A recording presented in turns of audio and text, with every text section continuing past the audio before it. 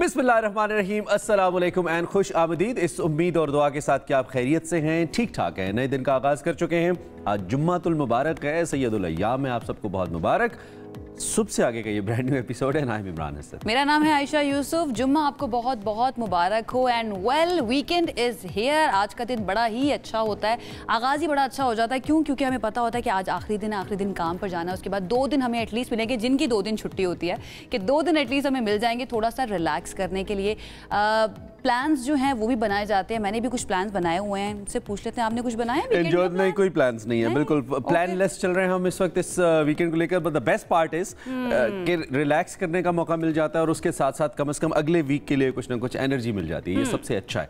मौसम बहुत अच्छा है इस्लामाबाद की अगर मैं बात करूं तो आप डेफिनेटली अगर कोई प्लान किया हुआ, आई एम नॉट श्योर कि आपका इस्लामाबाद के वाले से प्लान है कि बाहर का है, बट यू कैन। मौसम की बात की है ना, मौसम क्योंकि थोड़ा सा जरा अब शदीद हल्का हल्का होना शुरू हो गया, तो एक चीज का मुझे एहसास हुआ है कि मैं हमेशा कहती हूँ ना मुझे सर्दियाँ बड़ी पसंद है। Actually I don't like winters. मुझे इस चीज़ का एहसास हुआ, I like the idea of winter. क्योंकि अब सर्दियाँ आ गई हैं तो फिर ना वो बर्दाश्त जो है ना वो, क्योंकि मेरा पिंड भी ज़रा दूर है। पिंड भी दूर है, लेकिन अभी तक तो पूरी सर्दियाँ आई भी नहीं हैं। अभी तो सर्दियाँ हम कल in fact I was actually missing. आज 22 नवंबर हो गई है, जुम्मा है, लेकिन उसके बावजूद जो ठंड का मयार है, जो ठंड का लेवल होता है वो नहीं है अभी तक। बहुत सारे लोग इवन दिन को आपको गाड़ी में समटाइम्स एसी चलाना पड़ जाता है, इतनी तेज धूप होती है और गर्मी की वजह से। दोपहर में स्पेशली जो है ना मौसम थोड़ा सा हो जाता है मॉडरेट, हम कह सकते हैं, या समटाइम्स आपको गर्मी लगना शुरू होती है। लेकिन जो अर्ली मॉर्निंग होती है, क्योंकि हम उठते हैं अर्ली मॉर्निंग को, और जो लेट नाइट होती है उसमें बहुत ज़्यादा ठंड हो जाती है। अच्छा जी, वीकेंड की हम बात कर रहे थे, तो वीकेंड के ऊपर इस्लामाबाद खास तौर पे अगर हम बात करें, इसके साथ साथ दीगर शहरों में भी, क्योंकि आपको पता है 24 नवंबर की कॉल दी हुई है। जी, जी, जी। हमारी जो एक बड़ी सियासी जमात है पाकिस्तान, अभी तक कुछ फाइनल नहीं है, होना है नहीं होना, क्योंकि एक तरफ मुज़ाकरात की बात हो रही थी, दूसरी तरफ ये बात हो रही है कि जी हमने तो करना ही है। इसके ऊपर हुकूमत भी तैयारियां कर रही है, इसके ऊपर हमने बात करनी है कि वीकेंड जो है आपका सिर्फ घर के अंदर ही गुजरेगा या फिर आप बाहर जाने के लिए भी आपके पास मौके होंगे अगर शहर बंद नहीं होता तो हम इस पर खैर बात करते रहेंगे।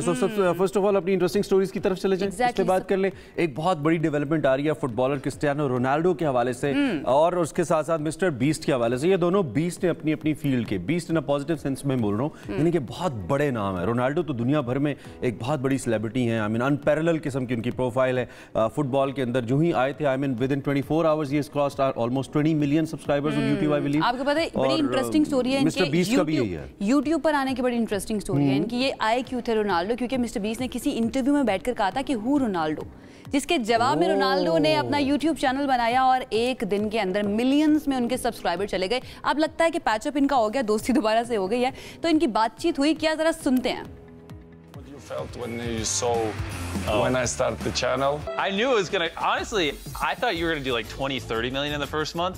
When you did 60, I was like, oh my gosh, like the most ever gained in a month before you was 20 million, and that was us. And so 60 is like, that was insane. How long do you take to reach 60 million? Probably 13 years. 13. Yeah, it took me like. You think I'm gonna beat you? You think honest? No. You think honest? अरे वाह, वैसे हो सकता है, ये हो सकता है आयशा हादसाती हो ये बात कि उन्होंने कहा और फिर आगे, लेकिन मुझे लगता है बहुत सारी ऐसी चीजें वेल प्लान्ड होती हैं। एक ऐसे शख्स से एक पब्लिसिटी की बात कराई जाए। Otherwise if Mister Beast is the most popular YouTuber then how come he doesn't know Ronaldo? ये हो नहीं सकता। लेकिन चलें, जैसा भी है, अच्छा खुशाइंद है उन लोगों के लिए जो रोनाल्डो को पसंद करते हैं और मिस्टर बीस्ट के स्टंट्स को पसंद करते हैं। बहुत एक्सपेंसिव स्टंट्स करते हैं वैसे। मिस्टर बीस्ट जो है ना वो तो ना आइलैंड्स खरीद के, पूरी आर्मी खरीद के, इस तरह के स्टंट्स वो करते हैं, अपनी वीडियोस बनाते हैं। बहरहाल दुनिया के नंबर 1 यूट्यूबर हैं और सबसे ज्यादा कमाई यूट्यूब से करने वाले मिस्टर बीस्ट ही हैं। अब देखना ये है कि रोनाल्डो जो है उनको बीट कर पाते हैं नहीं। उन्होंने पूछा भी है कि आपको लगता है मैं बीट कर दूंगा, तो मिस्टर बीस्ट जो है ना वो सिर्फ स्माइल किया, उन्होंने जवाब नहीं दिया। कहीं स्टैंड नहीं करते रोनाल्डो के सामने। एक तो होता है ना कि थोड़ा बहुत कंपटीशन, वो सब्सक्राइबर्स हो जाना अलग बात है। Ronaldo is one and only, I mean पूरी यूट्यूब में भी। आप देखिएगा, मतलब अगर इस खबर की हाइप बनी है तो रोनाल्डो की वजह से बनी है। मिस्टर बीस्ट तो कब से वीडियोस कर रहे हैं ना, तो रोनाल्डो साथ आए तो एक्चुअली खबर बन रही है। This is what I think. खैर, चूंकि दुनिया के सबसे बड़े फुटबॉलर की बात हो रही है, मेसी फैन से माजरत के साथ, और दुनिया के सबसे बड़े यूट्यूबर की बात हो रही है, तो हम दुनिया के सबसे तवीलुल क़ामत और पस्त कद खातून के हवाले से बात कर लेते हैं, उनकी भी पहली बार मुलाकात हो गई। अच्छा, आज बड़े वाकयात हो रहे हैं भाई 2024 में। अच्छा जी, सोशल मीडिया सार्फिन जो हैं उनके लिए वीडियो भी उन्होंने लगाई है और ये मुलाकात जो है इसने मुस्कुराहटें भी बिखेर दी हैं लोगों के चेहरों पर। गिनीज वर्ल्ड रिकॉर्ड जो है उसने भारत से ताल्लुक रखने वाली दुनिया की पस्त कद खातून है जिनका नाम है ज्योति और तुर्किया से ताल्लुक रखने वाली है दुनिया की कदावर यानी कि टॉलेस्ट वुमेन है रुमैसा। उनके दरमियान होने वाली मुलाकात जो है उसकी वीडियो इंस्टाग्राम पर शेयर की है। ये हम दिखा भी रहे हैं कि ना वो बन नहीं रहा है कॉन्टैक्ट इन्होंने किस तरह से बनाया। लेकिन मैं पता क्या सोच रहा हूँ, मैं कहता हूँ कि देखें एक जानिब अल्लाह रब्बुल इज़्ज़त की कैसी कुदरत है ना कि वो हर चीज़ पे कादिर है, वो जैसे चाहे जिसको जैसा बना दे। हमें अपनी अल्लाह ने जैसी शक्ल, जैसा कद, जो कुछ, जैसा स्किन कलर जो भी दिया उस पर हमें बहुत खुश होना चाहिए, शुक्र अदा करना चाहिए। ये कुदरती तौर पर एक बड़ी अच्छी एग्जाम्पल भी है कि दोनों अपने अपने तौर पर अपने कम्फर्ट जोन में कितने खुश हैं। एक दुनिया की सबसे छोटी खातून है और एक दुनिया की सबसे लंबी खातून है, तो बस शुक्र अदा करना चाहिए। खैर इंटरेस्टिंग मजे के विजुअल्स हैं, अच्छा लग रहा है हमें, एक पॉजिटिव वाइब आ रही है इन विजुअल से, तो हमने कहा कि जरूर इनकी गुफ्तगू भी बड़ी पॉजिटिव हुई है। ये दोनों जो है ना एक दूसरे को की तारीफ भी करती रही है। रुमैसा ने ज्योति को कहा कि आप बहुत ही क्यूट हैं, बड़ी प्यारी हैं, जिसके जवाब में उन्होंने उनको कहा कि आप तो दुनिया की सबसे अच्छा ज्योति के बारे में मैं देख रही थी, इन्होंने एक्टिंग भी की हुई है, ये एक्टिंग भी करती है मुख्तलिफ फिल्म्स के अंदर, इंडियन फिल्म्स के अंदर हमने इनको देखा भी है। तो वेरी इंटरेस्टिंग न्यूज़, ये मुलाकात हुई है, ये मुलाकात इन दोनों को आई एम श्योर हमेशा both are very cute by the way, दोनों ही बहुत खूबसूरत खवातीन हैं अपने अपने तौर पे, और हुस्न जो है ना वो वैसे भी देखने वालों की आंख में होता है, लेकिन जिसको अल्लाह ने जैसा बनाया है ना उसके अंदर ही खूबसूरती है, बस आपने तलाश करनी है। अगर आप क्रिटिकल होना चाहेंगे तो अपनी ज़ात में भी 100 नक्श निकाल लेंगे, और अगर आप खुश होना चाहेंगे तो किसी भी चीज़ में आपको हुस्न नजर आएगा। So they are the beautiful visuals I believe. आगे बढ़ते हैं, ड्रोन को थोड़ा सा आगे लेके जाते हैं। ड्रोन की बैटरी है, ड्रोन की बैटरी आप बताएं, आपका ड्रोन है? अच्छा मेरा है, मैं भूल गया था, मैंने आज रिमोट आपको दिया हुआ है, मैंने कहा आज आप ऑपरेट कर लें। ऑलरेडी आयशा ने डिसऑन कर दिया ड्रोन को, लेकिन हम बेल्जियम लेके चलते हैं इसको, चलें आप लेके चलें। बेल्जियम के साहिल से ये खबर है जहां पर 45 किलोमीटर दूर दुनिया का पहला मस्नूई तवानाई का जजीरा बनाया जा रहा है। नया आइलैंड बना रहे हैं जी, मैन मेड आइलैंड। समंदर के बीच में वाकई ये जजीरा जो है एक इनकलाबी तवानाई मरकज के तौर पर तैयार हो रहा है, जो ऑफशोर विंड फार्म से बिजली जमा करेगा, डिस्ट्रीब्यूट करेगा और बरतानिया और डेनमार्क जैसे ममालिक के साथ जो है आपस में जुड़ने में मदद भी देगा। यानी कि एक तो ये अपने लिए भी बनाएगा बिजली और साथ दूसरे ममालिक को ये दे भी सकता है बिजली कि आप भी ले लें भाई, हमारे पास एक्स्ट्रा बिजली है। तो आई विश पाकिस्तान के करीब होता है। एलिज़ाबेथ आइलैंड इसको कहा जा रहा है। बेल्जियम को अपने हमसाया ममालिक के साथ जो रिन्यूएबल एनर्जी है, काबिल तजदीद तवानाई, इसकी तिजारत करने की सहूलत भी देगा जैसा कि आपने बताया, और इसकी जो सिक्योरिटी है और रवाबित में इजाफा है वो भी इससे मुमकिन हो सकेगा। पूरे यूरोप के लिए एक मस्बत कदम है, इंटरेस्टिंग है, तो हमने कहा हम आपके साथ शेयर करें। दुनिया में कितनी अच्छी अच्छी कितनी बड़ी बड़ी पॉजिटिव चीज़ें हो रही हैं ना, और हम है कि हम अपनी ज़ात के अंदर से पॉजिटिविटी नहीं निकाल सकते, वी ऑलवेज थिंक नेगेटिव। आज ड्रोन को हमने थोड़ी सी रिक्वेस्ट ये की थी, चूंकि वीक का आखिरी दिन है और कल ट्रेड नहीं होती, आपको पता है स्टॉक एक्सचेंज बंद होता है और दीगर ट्रेड एक्टिविटीज़ भी वीकेंड पे नहीं होती, तो हमने कहा थोड़ी पैसे वैसे की बात कर लें, बिटकॉइन की बात कर लें। बहुत से लोग चूंकि इसमें इंटरेस्टेड हैं, तो बिटकॉइन की जो कीमत है वो $1 लाख की जानिब बढ़ रही है। वो लोग जिन्होंने सस्ता लेके रखा था, They are feeling crazy कि भाई बहुत पैसे आने वाले हैं। मुझे पता है बिटकॉइन के बारे में जब कहते हैं ना लोग आपको शुरू में ले लेना चाहिए था, तो वो मुझे बड़े बूढ़े याद आते हैं, दादा दादी के। आपको याद है हमने 5000 में ना एक बहुत बड़ा घर था वो बेच दिया था, या मेरी उस टाइम पे जमीनें हुआ करती थी। तो बिटकॉइन के बारे में भी ना आने वाली नस्ल यही कहा करेंगी, पता है मेरे दादा ने ना बिटकॉइन जो है वो $2 का लिया था। अगर उस वक्त तक बचा आयशा, अगर बचा तो ये मुतजाद रहा है, मैंने तो इसीलिए मुझे तो एतबार नहीं है इस पे। खैर चलें, खबर है तो खबर दे देते हैं। मैंने ये पूछना था आपसे कि वैसे आप I don't know, I can never see an unseen, I can never trust an unseen asset, untouched, you know, जो क्या कहते हैं उसे, जिसे आप टच नहीं कर सकते। I know where you're coming from, आपके जो उस्ताद हैं ना वो भी यही बात करते हैं। ये तो उनका नाम नहीं बताएंगे। $96,000 का संगे मील जो है वो अबूर कर चुका है बिटकॉइन। इस तरक्की की बड़ी वजह यह है कि सरमायाकार ये उम्मीद का इजहार कर रहे हैं कि अमेरिका में जो अब नए सदर मुंतखब हुए हैं डोनाल्ड ट्रंप, उनकी क्रिप्टो करेंसी के हवाले से मुस्बत कवानीन सामने आएंगे और इस शोबे में बहुत बेहतरी आने वाली है। बिटकॉइन की कीमत जो है इस साल दोगुना हो चुकी है अभी तक, और ट्रंप के सदर मुंतखब होने के बाद इसमें बड़ी तेजी के साथ Somebody shared एक अखबार की कटिंग, हमारी दोस्त है, उन्होंने मुझसे कोई 8-10 दिन पहले एक अखबार की, कोई लोकल अखबार था, उसकी कटिंग शेयर की कि क्या ये वाकई कि पाकिस्तान में बिटकॉइन को ऑफिशियल किया जा रहा है। तो ऐसी कोई खबर फिल वक्त तो नहीं है, और पाकिस्तान की जो इकोनॉमी मार्केट है या पाकिस्तान की जो फाइनेंशियल ब्रेन्स हैं वो खास इस हक में भी नहीं है कि इस तरफ आया जाए, तो इसको डिस्करेज। बट ये ओवरऑल दुनिया में एक ट्रेंड है, लोग इसके अंदर इन्वेस्ट कर रहे हैं। अच्छा, मेरा एक तो सवाल हमने कहा कि खबर आप तक पहुंचाएं। एक सवाल है मेरा कि अमेरिका में तो हम देख रहे हैं कि एक तब्दीली आई है, ट्रंप आ गए दोबारा से। इस वजह से बिटकॉइन जो है वो तेजी से आगे बढ़ा। उनकी इकोनॉमी के अंदर भी कुछ पॉजिटिव इंडिकेटर्स की खबरें आई थी। पाकिस्तान के अंदर स्टॉक एक्सचेंज जो है उसमें इतनी तेजी आपको क्यों नजर आ रही है? मल्टीपल फैक्टर्स हैं। एक तो ये कि गवर्नमेंट की कुछ पॉलिसीज उसका रिजल्ट अच्छा आ रहा है। आईएमएफ हमारे साथ खड़ा हो गया, आईएमएफ की सपोर्ट बहुत बड़ा फैक्टर है। फिर उसके साथ साथ हमने कुछ लोन जो हैं वो हमने उनको रोल ओवर कराने में कामयाब हुए हैं, कुछ टाइमली रिटर्न्स भी किए हैं। तो बहुत सारी ऐसी चीजें हैं। लेकिन अभी करंट जो पॉलिटिकल सिचुएशन बन रही है, जिन लोगों ने इन्वेस्ट किया हुआ है वो थोड़े से कॉन्शियस उनको होना चाहिए कि कहीं खुदा ना खास्ता कोई गड़बड़ ना हो। लेकिन पॉजिटिव खबरें जो है ना वो स्टॉक एक्सचेंज ये बड़ी अच्छी खबर है। जो खबर आई है वो ये कि इंडेक्स 97,000 पॉइंट्स की सदा अबूर कर चुका है। जुमेरात के रोज बाजार हिस्स में कारोबार का आगाज 244 पॉइंट्स की तेजी के साथ हुआ था और जिसके नतीजे में KSE 100 इंडेक्स जो है वो बढ़कर 95,791 पॉइंट्स की सतह पर आ गया। फिर KSE 100 इंडेक्स में एकदम बड़ी तेजी देखने में आई और 1,642 पॉइंट्स के इजाफे के नतीजे में इंडेक्स ने 96,000 पॉइंट्स के बाद 97,000 पॉइंट्स की नई बुलंद तरीन सतह भी अबूर कर लिया। बड़ी अच्छी खबर है वैसे। अच्छी खबर है। लेकिन जब हम मंडे को आएंगे ना, मैं अभी से आपको प्रेडिक्ट कर रहा हूँ, अगर ये एहतजाज होता है तहरीक इंसाफ का तो ये सिचुएशन मुख्तलिफ होगी। मैं पॉजिटिव नेगेटिव नहीं कहता, I don't want to influence anything, but ये सिचुएशन होगी अगर तहरीक इंसाफ का एहतजाज होता है। अब फिर उस पर हम इंशाल्लाह मंडे को लगता है कि बड़ी तब्दीली होगी, तब्दीली होगी बिल्कुल। अगर एहतजाज जी मंडे को आके हमने इनसे पूछना है, अल्लाह करे अच्छी रहे, पॉजिटिव हो इंशाल्लाह हमारी भी उम्मीद है। लेकिन आके पूछेंगे कि इन्होंने जो प्रेडिक्शन की थी वो ठीक थी या नहीं थी। अच्छा जी, अब हम अक्सर बड़े बूढ़ों का भी जिक्र करते हैं हमारे पाकिस्तान की, स्पेशली साउथ एशिया की अगर हम बात करें तो यहाँ पे बड़े बूढ़े कहते हैं कि भाई 50 साल से उम्र ज़्यादा होगी ना तो उसके बाद भाई जी लिया ज़िंदगी, अब बच्चे अपनी ज़िंदगी जी लें तो बस काफ़ी है। लेकिन जनाब जो कनाडा है वहाँ पर इस तरह से नहीं है, स्पेशली कनाडा, अमेरिका, ये वेस्ट वाली सारी साइड जो है।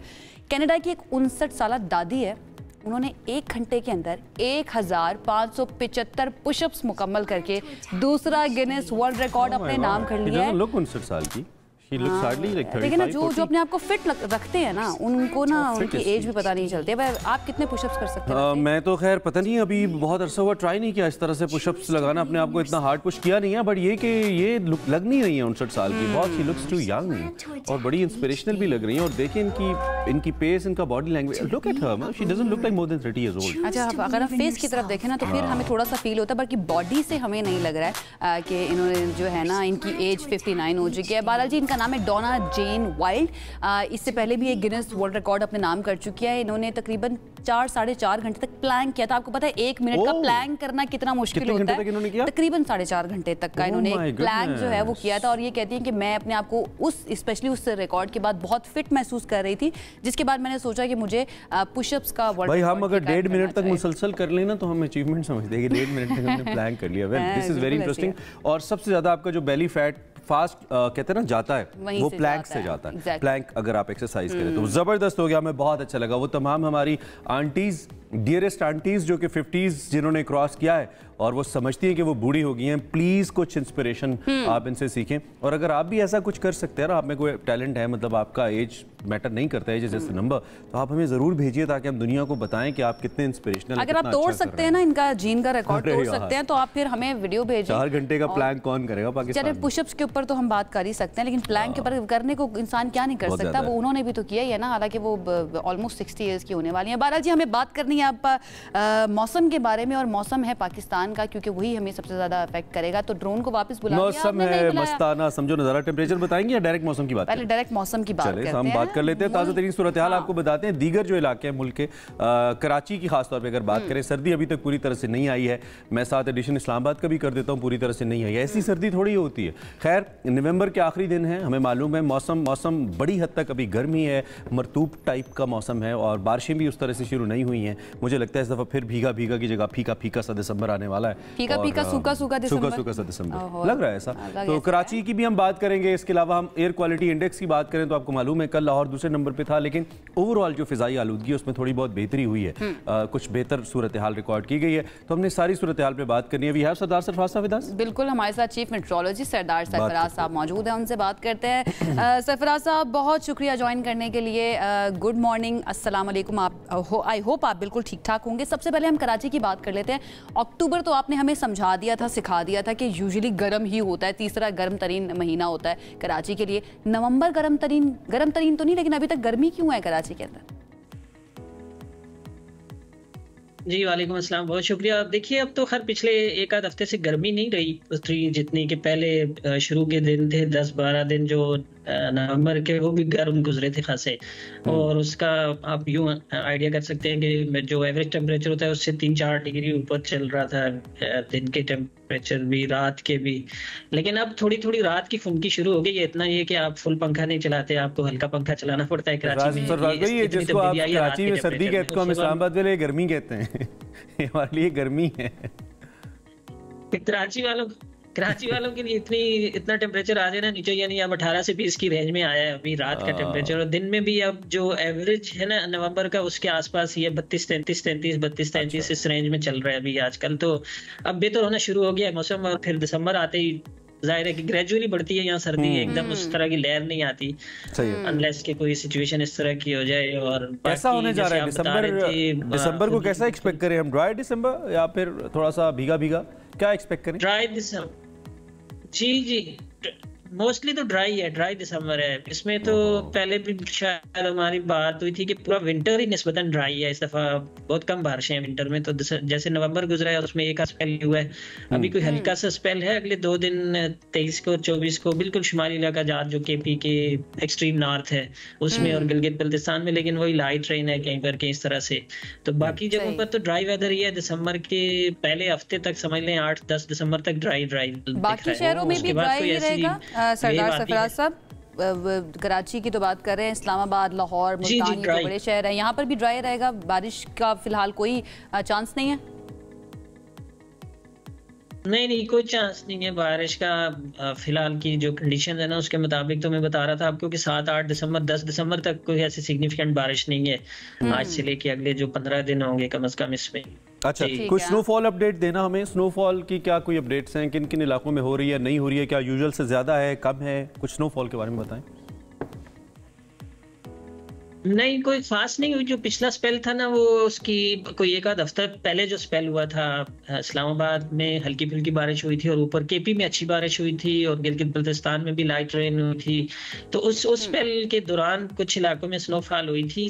उधर बाबूसर टॉप पे जो मेजरेबल तो हमारे पास सिर्फ उसी एक स्टेशन से आई थी, कोई 2 या 3 इंच स्नोफॉल हुई थी। बाकी जगहों पर भी हुई होगी, लेकिन जाहिर है कि जहाँ की ऑब्जर्वेशन नहीं है वहाँ के लिए आप हतमी तौर पर नहीं कह सकते कि कितनी अमाउंट ऑफ स्नोफॉल हुई थी।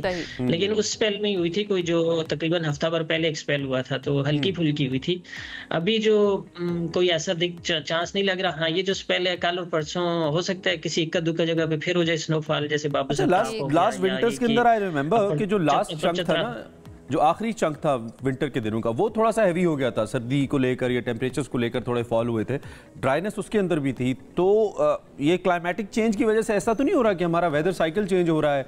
अब नवंबर उतना गर्म नहीं है, लेकिन हो सकता है आगे फरवरी या मार्च थोड़ा सा हमें, नवंबर उतना ठंडा नहीं है तो हमें फरवरी या मार्च ठंडा मिल जाए, ऐसा हो सकता है? ऐसा तो कुछ नहीं हो रहा है।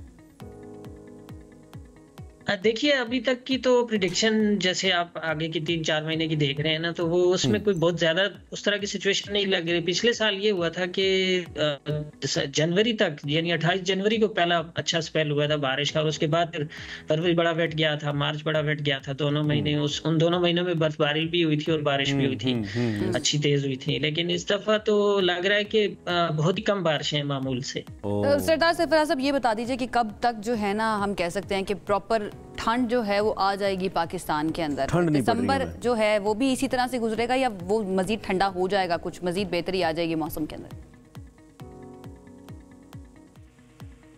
नहीं, दिसंबर ठंड बढ़ जाएगी ग्रेजुअली। यानी ऑन एवरेज भी आप देखें ना तो नवंबर और दिसंबर के टेम्परेचर में 4 से 5 डिग्री का फर्क आ जाता है बेशतर जगहों पर, रात के भी दिन के भी।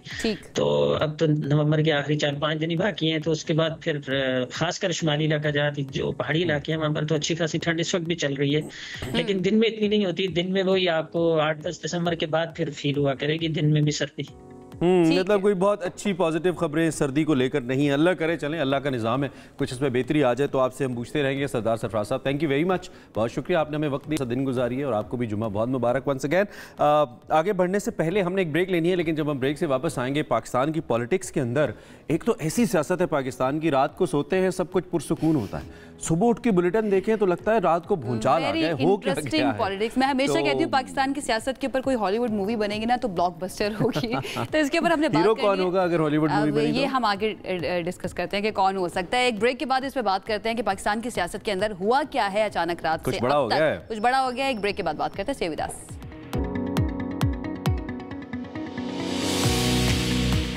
ब्रेक पर जाने से पहले जी हम बात कर रहे थे कि पाकिस्तान की सियासत जो है उसके अंदर कुछ ऐसा हो गया है जिसने हलचल मचा दी है। एक तो होने जा रहा है तहरीक इंसाफ का 24 नवंबर का एहतजाज, और कुछ ये भी खबरें आ रही थी कि जनाब कोई मुज़ाकरात भी हो रहे हैं, लेकिन अब तरदीद भी सामने आ रही है कि भाई कोई मुज़ाकरात नहीं हो रहे हैं, कुछ नहीं होने वाला। लेकिन एक वीडियो जो है वो सामने आई है। वो वीडियो है, वीडियो पैगाम हम कह सकते हैं उसको, बुशरा बीबी का, जिसमें उन्होंने काफ़ी इंपॉर्टेंट बातें भी की हैं और उनके बयानात जो हैं, उनकी बातें जो हैं, उन्होंने ही भूचाल मचा दिया है। क्या बातें की हैं वो? बातें उन्होंने बड़ी कुछ क्रिटिकल कर दी हैं और उससे ऐसा लगता है कि ये एहतजाज या तो बहुत ज़्यादा ट्रिगर कर सकता है, यानी कि है तहरीक इंसाफ का उसको बहुत मोटिवेट कर सकता है, और दूसरा एक तासुर ये पाया जाता है कि बहुत बड़ा एक जो सेंट्रल लीडरशिप का पार्ट है वो इसके कोई खास हक में नहीं है। वैसे भी केपी के हुकूमत के जो तर्जुमान बैरिस्टर सैफ है, उनकी स्टेटमेंट मैंने देखी, उन्होंने इसको बुशरा बीबी का ज़ाती ख्याल करार दिया है। अब इसमें उन्होंने न सिर्फ पॉलिटिकल एंगल को डिस्कस किया है बल्कि साथ साथ चेयरमैन तहरीक इंसाफ के दौरे सऊदी अरब का रेफरेंस दिया है कि उसके बाद जो सऊदी क़यादत थी उसने पाकिस्तान की मिलिट्री क़यादत को कांटेक्ट करके इज़हार नाराज़ी किया कि ये तो बहुत फंडामेंटलिस्ट हमें मालूम हो रहे हैं इमरान खान साहब, और हम तो ये नहीं चाहते थे, हम तो थोड़ा मॉडर्निटी की जाना चाहते हैं। इस तरह की बात भी उन्होंने की है जिससे जाहिर बात है असर पड़ सकता है पाकिस्तान सऊदी ताल्लुकात। बिल्कुल ऐसे मेरा सवाल ये कि बैरिस्टर सैफ जो बात कर रहे हैं कि बुशरा बीबी का बयान पार्टी पॉलिसी नहीं है, तो क्या हम ये समझे कि बुशरा बीबी ने इमरान खान से उनसे बात किए बगैर ये वाली बात की है, अपने तौर पर ये बयान? अब ये बड़ा इंटरेस्टिंग है क्योंकि वर्कर बहरहाल इसको सीरियस लेगा, चूंकि वो अहलिया हैं खान साहब की और वो सबसे डायरेक्ट सोर्स है और वो लोगों को पता है वर्कर को। खैर हम इस पे तजिया ले लेते हैं। हमारे साथ इंतहाई पर्टिनेंट शख्सियत, सीनियर तजियाकार और सीनियर सहाफ़ी मज़हर अब्बास साहब, डजंट नीड एनी इंट्रोडक्शन, हमारे साथ मौजूद हैं और डेफिनेटली इन मामलात को बहुत बेहतर समझते हैं अपने तजर्बे की रोशनी में। उनसे ज़रा पूछते हैं। मज़हर साहब, good morning, thank you very much, आपने हमें ज्वाइन किया, बहुत शुक्रिया आपका। सूरत हाल सारी आपके सामने है, सो मैं पहले इस वीडियो पर ही आपका तबसरा और तजिया लेना चाहूँगा। ये वीडियो कैसे इम्पैक्ट कर रही है मौजूदा सूरत हाल को, 24 नवंबर के एहतजाज को?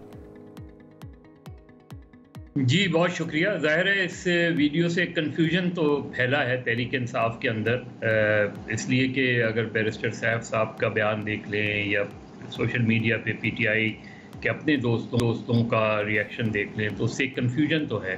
और एक ऐसे मौके पे इस बयान को मेरे नुक्ता नज़र से गैर ज़रूरी ये बयान था, इसकी कोई ज़रूरत नहीं थी। इस बयान से आप क्या तासुर देना चाह रहे हैं? और फिर अगर खैबर पख्तूनख्वा जहाँ पीटीआई की हुकूमत है उसी के तर्जुमान जो है वो अगर बुशरा बीबी के ख़यालात को उनके ज़ाती ख़यालात कह रहे हैं तो ये बात उतनी वज़न नहीं रखती, इसलिए कि बहरहाल बुशरा बीबी एक्टिव हैं तहरीक इंसाफ में, इमरान खान की अहलिया हैं, इमरान खान से गुफ्तगू करने के बाद आके जो है वो ज़्यादा एक्टिव हुई हैं।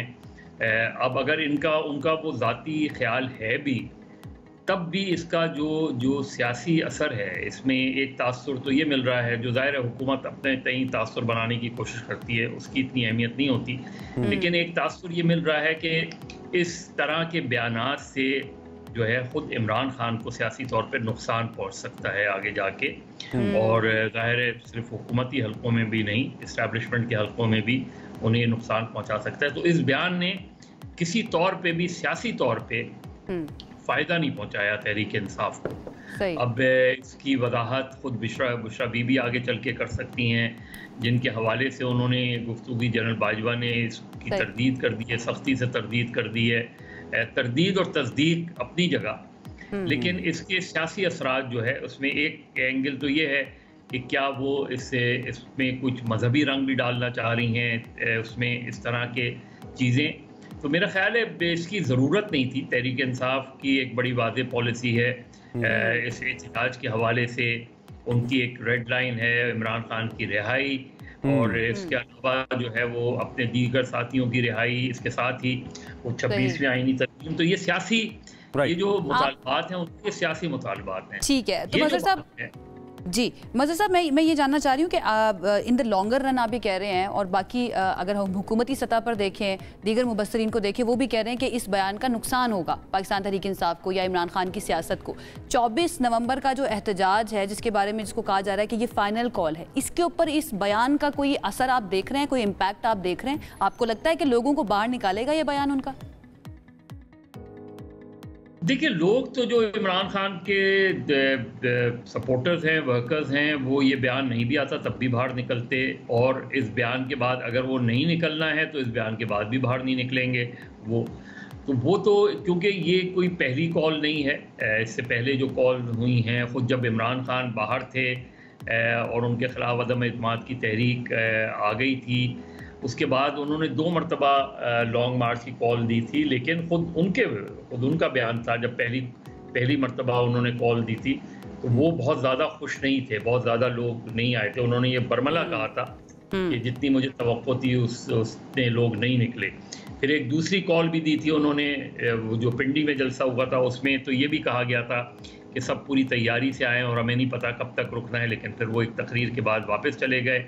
उसके बाद अली अमीन गंडापुर अभी कुछ हफ्तों पहले आए, और फिर तो लोगों में एक पीटीआई के वर्कर्स में एक तरह की मायूसी थी कि ये क्या है, हर मरतबा कॉल की जाती है और फिर वापस चले जाते हैं। तो गालिबन इस वजह से इसे फाइनल कॉल का नाम दिया गया।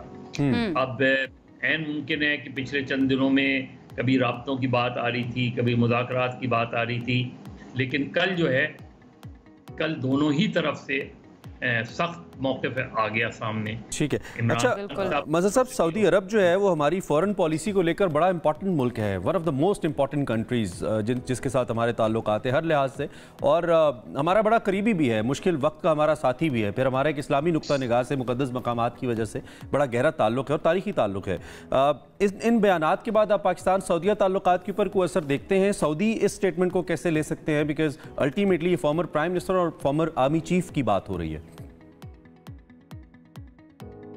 देखिए, अभी पाकिस्तान सऊदी अरब के ताल्लुकात इस बयान की बुनियाद पे तो नहीं ख़राब होंगे। ज़ाहिर है जो सिफारती ताल्लुकात हैं वो किसी एक बयान की बिना पे ख़राब या बेहतर नहीं होते, लेकिन डेफिनेटली सऊदीज़ इस बयान को बहुत अच्छे अंदाज में नहीं लेंगे।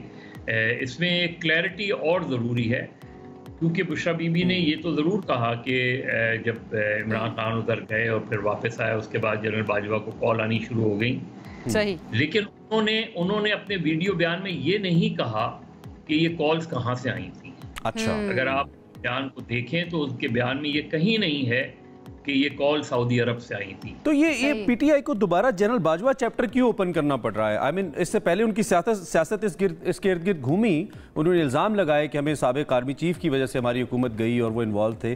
फिर ये बिल्कुल ऐसे लगा कि मामला दब सा गया कि इस्टेब्लिशमेंट से ताल्लुकात अच्छे हो जाए। अब जब खबरें आ रही हैं कि उनके मुज़ाकरात हो रहे हैं, इस्टेब्लिशमेंट उनसे समहाउ किसी सोर्स के थ्रू रिपोर्ट्स है कि बात कर रही है, तो फिर ये मामला दोबारा उठाने की ज़रूरत क्यों पड़ी है? क्या एक ज़ाती ख्याल है बुशरा बीबी का अपना एक मकाम बनाने के लिए पार्टी के अंदर, या फिर वाकई बानी जो पार्टी है उनकी तरफ से हिदायत हैं कि ये बात अफलोट करें मार्केट के अंदर?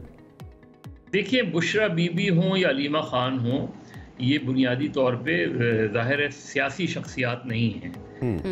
ये इमरान खान की अहलिया हैं और वो उनकी बहन है।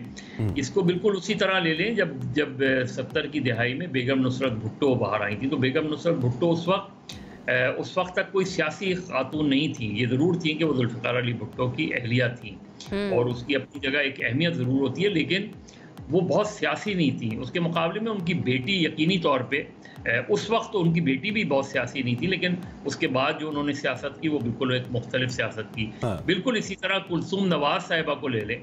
कुलसूम नवाज साहिबा सियासी खातून नहीं थी, लेकिन जब नवाज शरीफ जेल में गए, उनको उम्र कैद की सज़ा हुई, तो जब लोग नहीं निकले तो फिर कुलसूम नवाज साहिबा ने खुद ही वो तहरीक का आगाज़ बड़ा फेमस उनका, बिल्कुल। तो ये एक्सीडेंटल जो है इन्वेंशंस होती हैं। ये इस वक्त बुशरा बीबी का आगे जाके क्या रोल प्ले करती हैं, अलीमा खान आगे जाके क्या रोल प्ले करती हैं, डिपेंड करता है कि इमरान खान साहब का अपना सियासी मुस्तकबिल क्या होगा।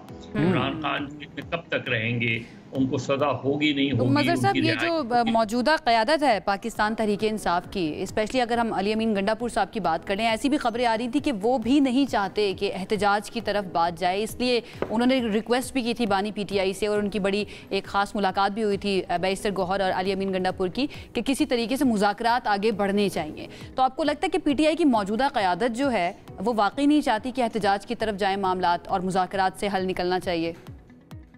देखिए, तहरीक इंसाफ के इस वक्त दर्जनों स्पोक्समैन हैं। मसला यही एक जमात के साथ, किसी भी जमात के साथ यही होता है अगर उसका कोई एक स्पोक्स पर्सन नहीं हो।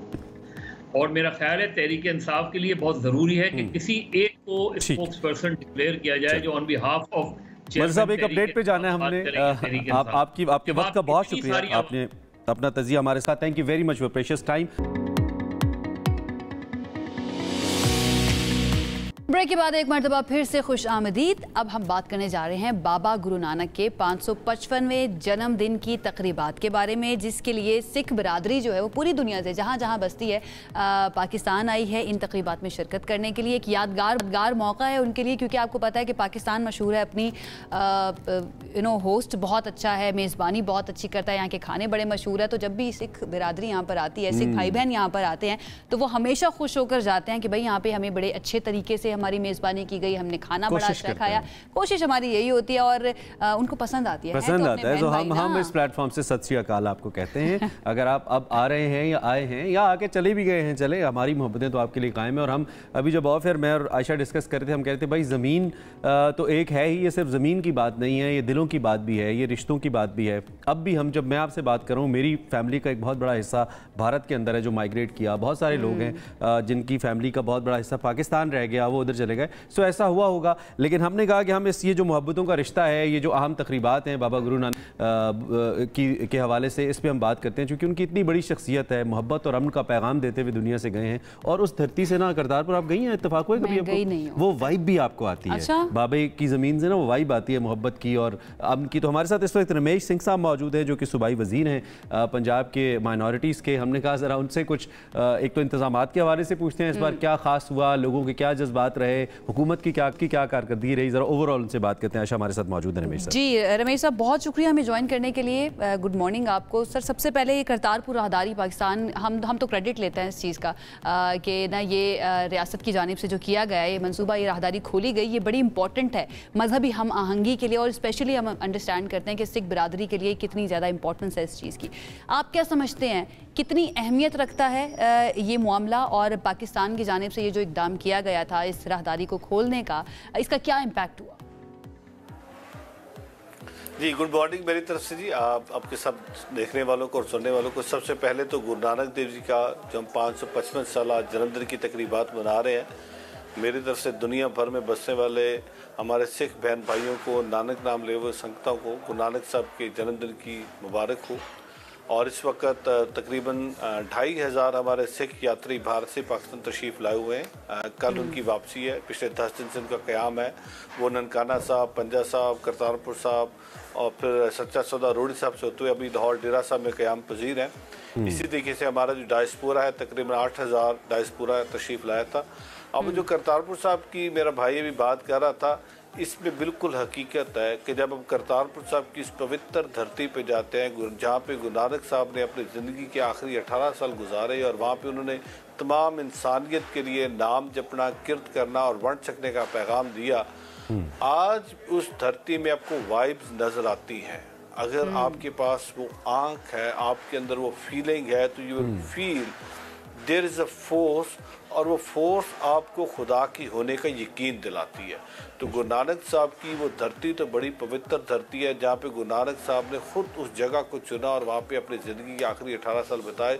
तो दुनिया भर का जो सिख है वो 2 टाइम अरदास करता है कि उसको ननकाना साहब के दर्शन हो, उसके करतारपुर साहब के दर्शन हो, उसको पंजा साहब के दर्शन हो, बिकॉज उस संगत के लिए ये जो 1947 के बाद जब पार्टीशन हुई, कुछ गुरुद्वारे उधर चले गए, कुछ गुरुद्वारे इधर हमारे पास पाकिस्तान में रहे, लेकिन हमारी हुकूमत पंजाब की और सेंटर की हुकूमत हमारी इस वक्त एक ही प्रायोरिटी है कि हमने इन गुरुद्वारों की कंजर्वेशन, रेस्टोरेशन पे काम करना। और पाकिस्तान के अंदर सिख तादाद में कम है, लेकिन किसी भी सूरत जज्बे में ये काम नहीं है। No doubt.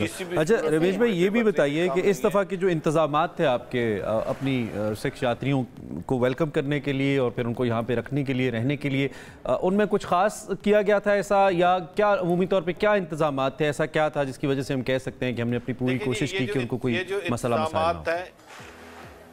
जी, ये जो इंतजाम है, ये तो हुकूमत Pakistan through ministry of religious affair and evacuee trust property board हमेशा करती है। बट इस दफ़ा क्योंकि जो प्रधान पाकिस्तान सिख गुरुद्वारा प्रबंधक कमेटी, मैं खुद प्रधान भी हूँ, प्रेसिडेंट हूँ, बट उसके साथ साथ मैं माइनॉरिटी मिनिस्टर भी हूँ पंजाब से, तो चीफ मिनिस्टर पंजाब की इस वक्त खसूसी हिदायत थी कि जो हमारे आने वाले भारत से या दुनिया भर से सिख यात्री, उनका पुरतपाक इस्तकबाल किया जाए, उनकी रिहाइश के, लंगर के, सिक्योरिटी के, सेहत के हवाले से बेहतरीन इंतजाम किए जाए। और आपने देखा पहली दफ़ा हुआ कि हुकूमत पंजाब हुकूमत पाकिस्तान के साथ मिल के, पाकिस्तान सिख गुरुद्वारा प्रबंधक कमेटी के साथ मिल के बड़े ज़बरदस्त इंतजाम किए, चाहे वो ननकाना साहब की ब्यूटिफिकेशन हो, गुरुद्वारा साहब के को पूरा लिड करना हो, उसकी लाइटिंग हो, सेहत के हवाले से, सिक्योरिटी के हवाले से, और ख़ासकर हमने एंटरटेनमेंट के लिए भी हमने देखा कि इंतजाम किए गए थे। रमेश साहब, कबड्डी मैच का इनेकाद किया गया था। हमारी जो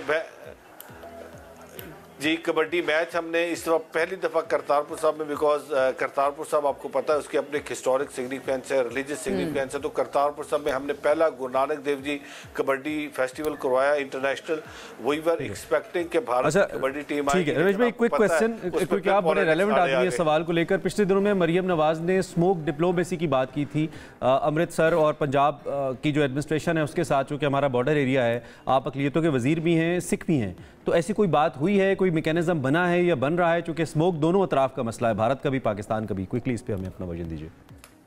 देखिए, वो बड़ी एक सीरियस डिस्कशन थी स्मोक की, और हम एक्सपेक्ट कर रहे थे कि भारत से और खासकर पंजाब, मशरकी पंजाब से एक पॉजिटिव रिस्पांस आएगा, लेकिन भगवंत मान साहब ने, मुझे नहीं पता वो किस तरीके से उन्होंने उसको मजाक मजाक नहीं है, ये इंसान, ये इंसानी जानों का मसला है। आज बच्चे बीमार हो रहे हैं, बूढ़े बीमार हो रहे हैं, और आप देख रहे हैं कि जिस वक्त हालात है, अगर ये इसी तरीके से रहा तो शायद आने वाले वक्त में बड़ा मुश्किल हो जाएगा।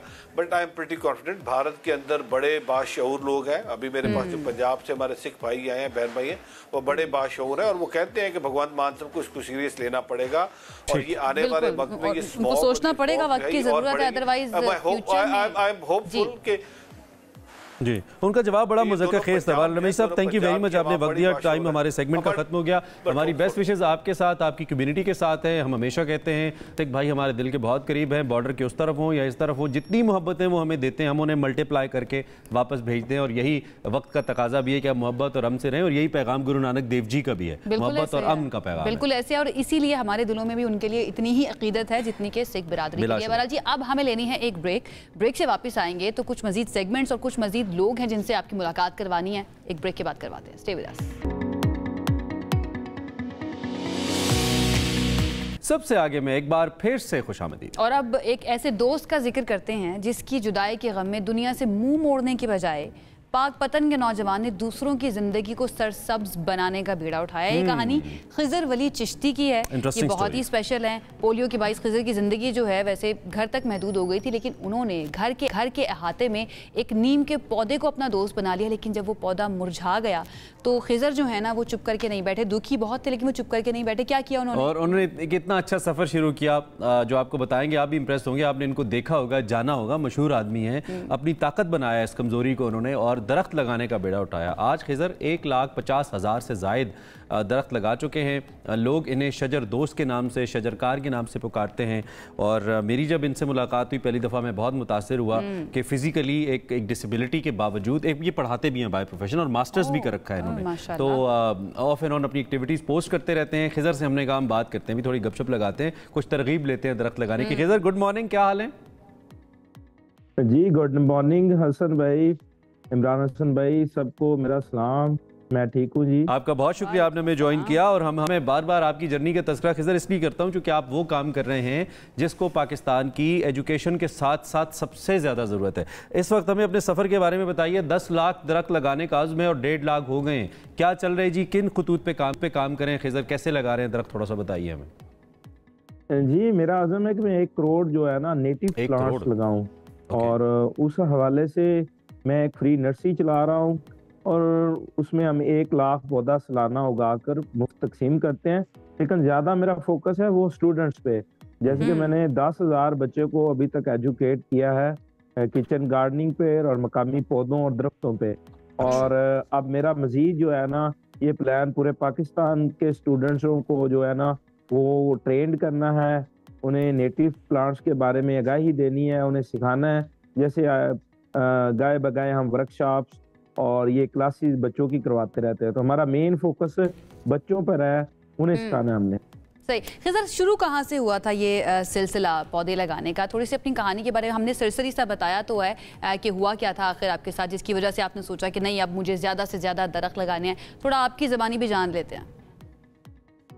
जी, बचपन में मुझे पोलियो हुआ। पोलियो की वजह से, क्योंकि जहाँ मैं जिस इलाके में रहता हूँ उसमें इतनी सहूलियात और आगाही नहीं थी, तो मैं घर तक महदूद था। मेरा जो है ना वो चलना फिरना नहीं हो सकता था। तो हमारे घर में एक नीम का दरख्त था जिसके नीचे मैं सारा दिन बैठता, उसके साथ मेरी दोस्ती थी, वो उसके साथ मेरा प्यार था। तो वक्त की गर्दिश में वो दरख्त बह गया, वो कट गया, तो उसका मुझे बड़ा रंज और दुख था। तो मैंने तब से तहिया किया था कि अब मेरा ये दोस्त जो यहाँ से इस दुनिया से चला गया है, ऐसे मैं सैकड़ों दोस्त बनाऊंगा। तो जब मैं अपनी डिग्री कंप्लीट कर रहा था 2014 में, तो तब से मैंने ये मिशन स्टार्ट किया कि मैं पाकिस्तान में नेटिव दरख्त आम करूंगा और जो हमारे सकाफती हैं दरख्त है, जैसे कि कल भी मेरी एक मीटिंग थी, मैंने उसमें ये कहा था कि जो 50 साल से ज्यादा आपका दरख्त बड़ा हो जाए उसे विरासती दरख्त करार देना चाहिए, उसे कोई काटे ना। हो सकता है किसी और का दोस्त कट जाए। बिल्कुल सही।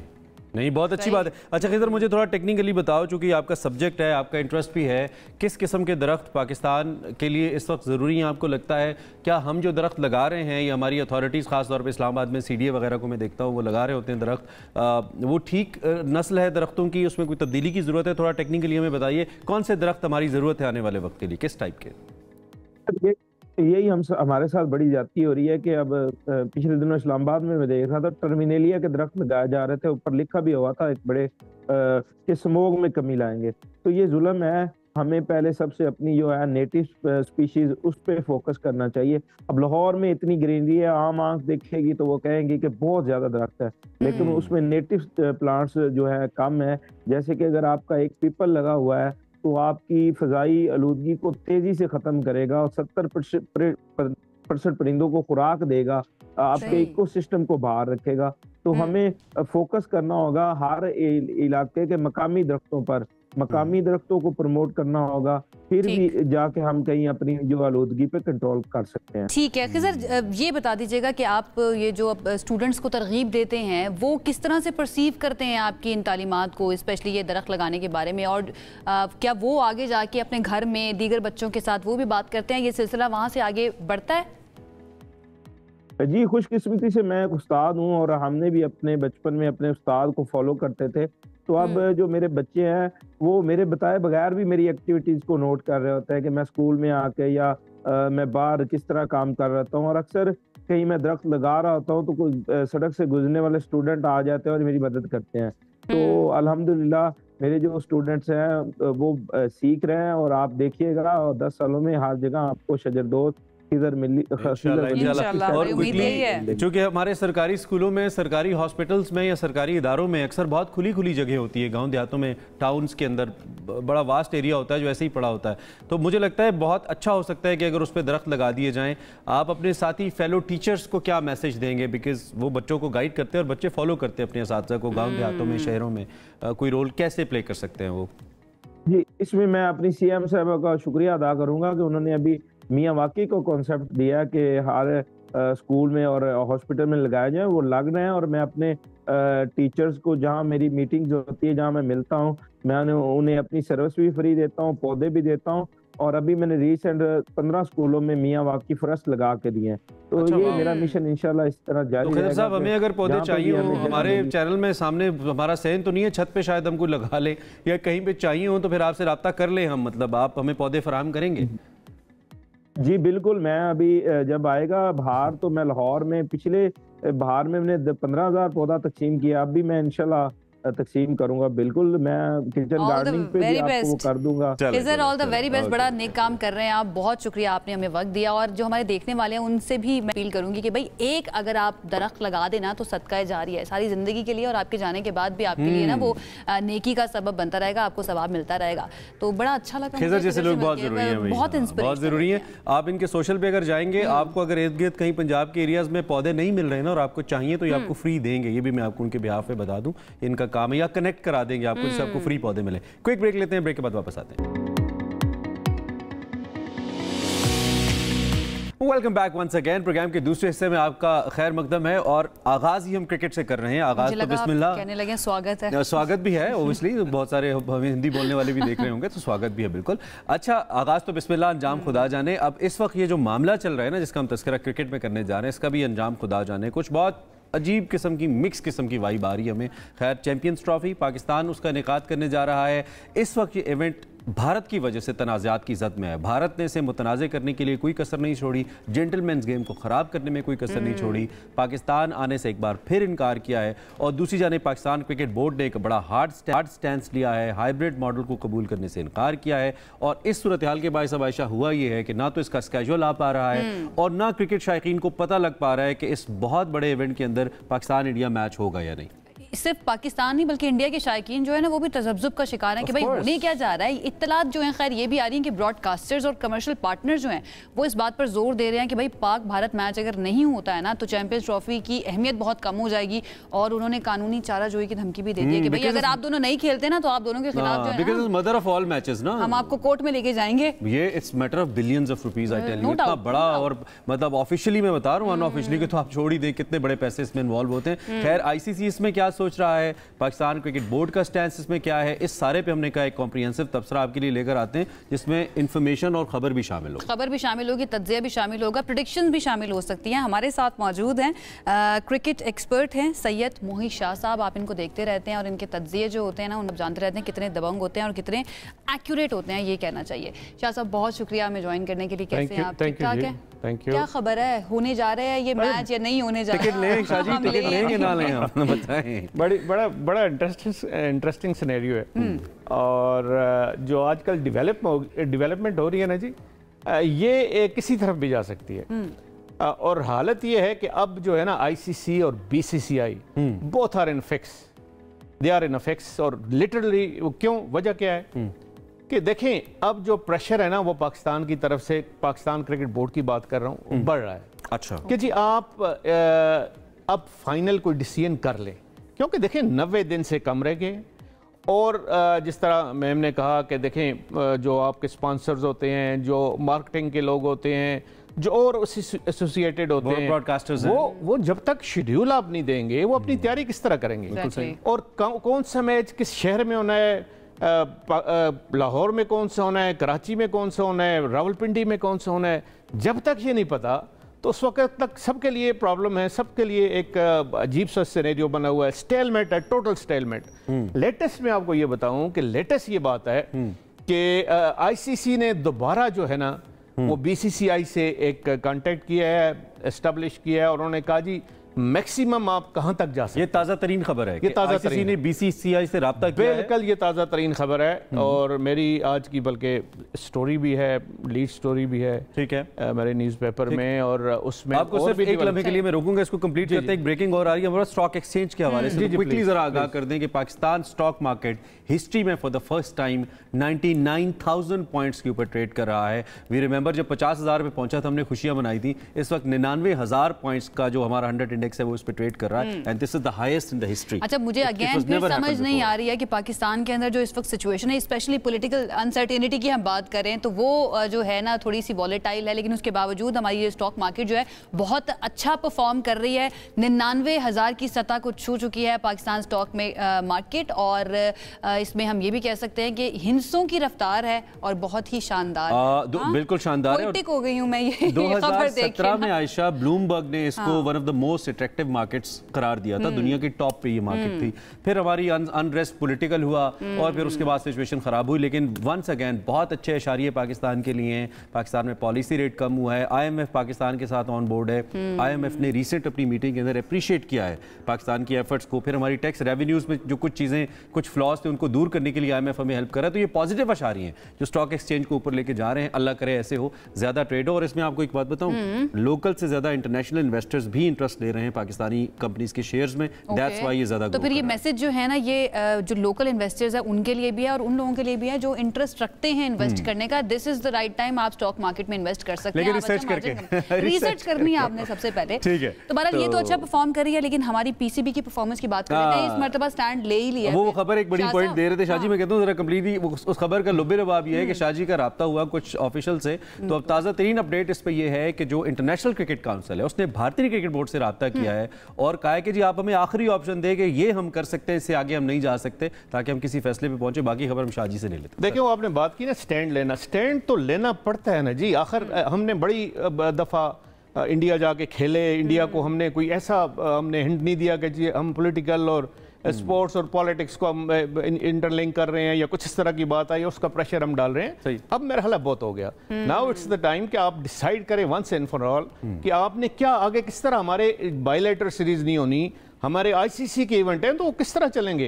हमने तो एक कराना है ना, इंडिया ने तो 5-6 इवेंट कराने हैं अगले 6-7 साल में। वुमेन क्रिकेट हो, मेन क्रिकेट हो, T20 वर्ल्ड कप हो। इस वक्त असल प्रेशर है किस पे? क्या असल, आपने कहा कि पाकिस्तान क्रिकेट बोर्ड कामयाब रहा है कुछ हद तक ये प्रेशर बिल्ड करने में, बहुत हद तक, लेकिन अब असल प्रेशर ICC पे है बिकॉज इट्स देयर इवेंट, या BCCI पे है जिसने विदाउट एनी रीजन कहा है कि जी हम नहीं जाते पाकिस्तान? इमरान, असल में प्रेशर तो सारा ICC पे जाता है ना। ओके, और ICC को डिसीजन करना होता है। आपको पता है इसकी लीगल इंप्लीकेशन बहुत ज्यादा बन जाती है। ठीक है, अगर ICC पाकिस्तान से किसी सूरत में कोई इस तरह का पाकिस्तान को थ्रेट करता है कि हम आपसे ले लेंगे इवेंट, तो ये आपने एक मुआहिदा साइन किया हुआ है, एग्रीमेंट किया हुआ है, पाकिस्तान को इन राइटिंग आपने ये इवेंट दिया हुआ है। फिर वो आपका सीधा जो कोर्ट ऑफ स्पोर्ट्स आर्बिट्रेशन है वो फिर वहां पे चला जाएगा।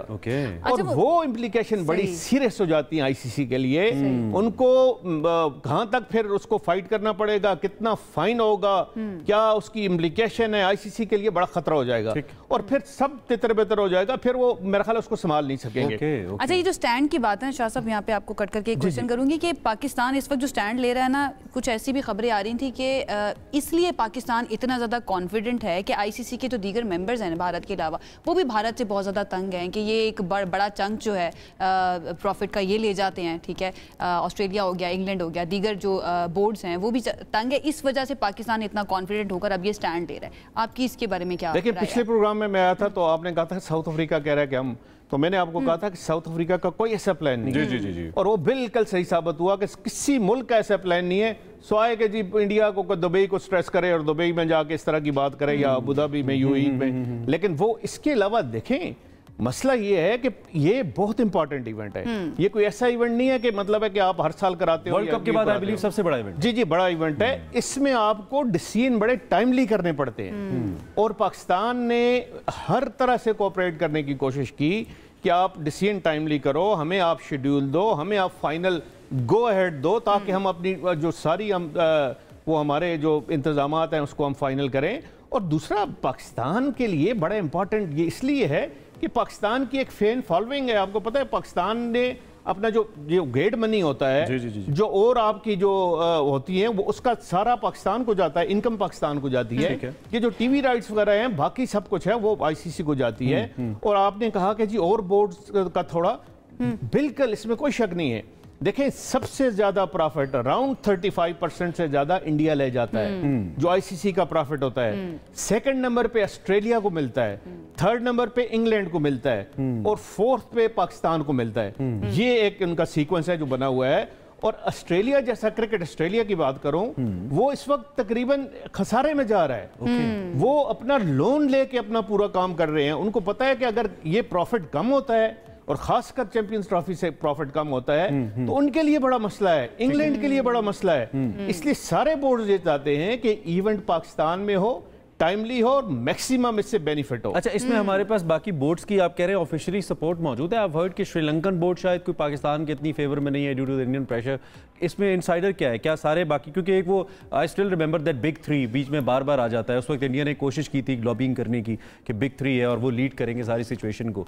तो पाकिस्तान के पास बाकी बोर्ड्स की सपोर्ट मौजूद है इसमें इंडिया के खिलाफ? अगर ये देखें, ज़्यादातर मैं आपको कहूँ ना, ज़्यादातर जो खासकर ऑस्ट्रेलिया, इंग्लैंड, साउथ अफ्रीका, इस तरह के बोर्ड्स की तो सीधी पाकिस्तान को सपोर्ट है। सही है। लेकिन ऐसे बोर्ड जो सीधा डायरेक्ट अंडर इन्फ्लुएंस बीसीसीआई आते हैं या इंडियन गवर्नमेंट के आते हैं, वो जिस तरह इंडिया कहेंगे तो उस तरह वो चलेंगे। ठीक है। मतलब जो मैं आपको यूए की बात की, कुछ हद तक श्रीलंका, कुछ हद तक बात कर रहा हूँ, श्रीलंका भी ओपनली पाकिस्तान के अगेंस्ट नहीं आएगा। ठीक है। क्योंकि हमने बहुत ज्यादा उनसे बायलैटरल सीरीज खेलनी होती है, बहुत हमारे बायलैटरल टूर होते हैं अभी भी। अब थोड़ा सा तज्जिए पे भी आ जाए। अब ये जो सारी सिचुएशन बन रही है, आपको पता है कि इस वक्त क्या डेवलपमेंट्स हुई है, आपका तज्जिया क्या है? अल्टीमेटली इंडिया क्या रिस्पॉन्ड कर सकता है इंटरनेशनल क्रिकेट काउंसिल को आपके ख्याल में, और ये मामला हतमी तौर पे एज पर एनालिसिस किधर जाता नजर आ रहा है आपको? देखिए, इंडिया पे आप एतबार नहीं कर सकते, ये तो एक सिंपल सी बात है। ठीक है। इंडिया के क्या करेगा?